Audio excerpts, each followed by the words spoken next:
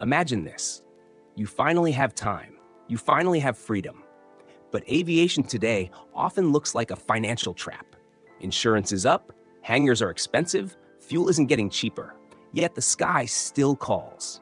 So in today's video, we're talking about something very real for senior and retired pilots in the US, Canada, and Europe. The best budget-friendly private planes that let you keep flying without draining your retirement savings. Not toys, not unrealistic fantasies. Real airplanes that are affordable to own, maintain, insure, and enjoy.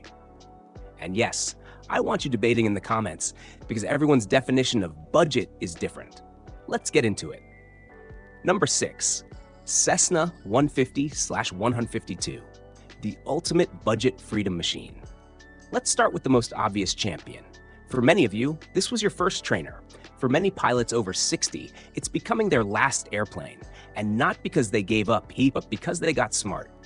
The Cessna 150 and 152 are about as economical as powered flight can realistically get in traditional GA. Low fuel burn, low maintenance, huge parts availability, and incredibly forgiving flying characteristics. Hangar? It can live tied down. Insurance? Usually manageable. And unlike experimental ultralights, this still feels like a real airplane. Yes, it's slow. Yes, it's usually 2 seats. But ask yourself honestly, how often do you really need more? Many retired pilots say the same thing. I flew everywhere I wanted in a 152, and I smiled the whole time. Do you agree? Or is 2 seats simply not enough for you? Let's talk about it in the comments.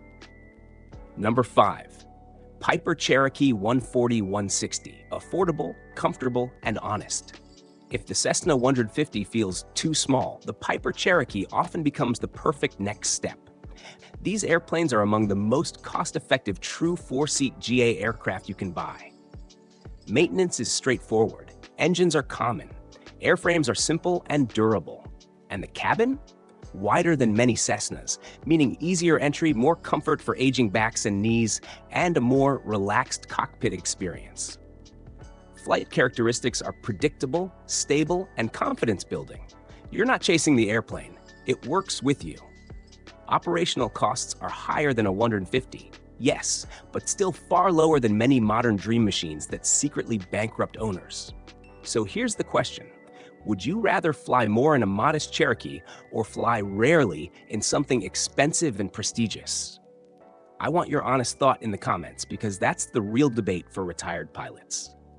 Number 4, Van's RV9A RV7. Budget efficiency meets serious performance. Now let's step slightly outside traditional certified aviation. The Van's RV series deserves to be here because when built correctly, these airplanes offer incredible value for money. Lower long-term maintenance costs, phenomenal efficiency, great cruise speeds, and handling that many pilots describe as what flying should feel like. The RV9A especially is loved by older pilots because it's stable, forgiving, and doesn't demand constant aggressive flying. The RV world also has a strong community, meaning advice, support, and knowledge are everywhere. Yes, the word experimental scares some people. Yes, insurance can vary, but many retired pilots say the same thing. For what it cost me, there's no certified airplane that comes close. So here's a discussion point. Would you trust an experimental aircraft as your retirement airplane? Or is that a psychological barrier you'd never cross? Share your view below, because this topic always sparks debate. Number 3, Daher TBM 960, the luxury isn't always waste argument. Now this one will surprise many of you, because you're thinking, how on earth is a TBM 960 a budget airplane? Upfront price? Absolutely not budget. But long-term aviation economics isn't only about what you pay to buy.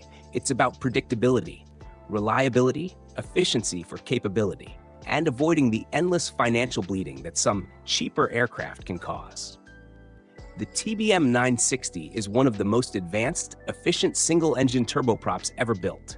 It flies fast, far, and incredibly safely for its class, while offering systems designed to reduce pilot workload and maintenance surprises.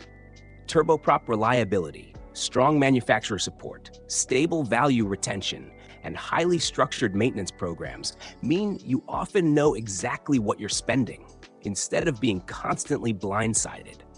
For some retired pilots with strong finances, this aircraft actually protects their money better than a cheap airplane that continuously needs unexpected repairs. But let's be honest, this is a controversial entry.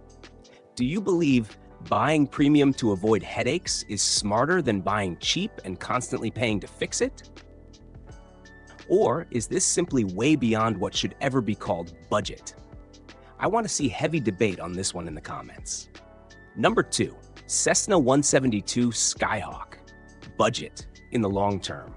Wait, isn't the Skyhawk expensive? Yes, purchase price is higher than the earlier aircraft on this list. But here's the truth. Sometimes the cheapest airplane is the one that doesn't constantly surprise you financially. The Cessna 172 has unmatched parts availability, a massive maintenance knowledge base, predictable operating costs, and extremely stable insurance expectations. It's comfortable, familiar, stable, and age-friendly. Getting in and out is easier. Handling is relaxing.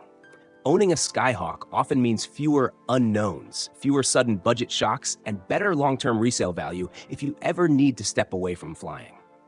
For many retired pilots, that stability matters more than raw price. So here's the thinking question. Is it smarter to stretch financially to buy something stable like a 172? Or stay cheaper but accept more compromises? I'd love to hear what you think. Number 1. Piper Super Cub and similar classic taildraggers. Freedom at its purest. Strangely enough, one of the ultimate budget airplanes for retired pilots isn't always the cheapest to buy, but it can be one of the cheapest to own long-term.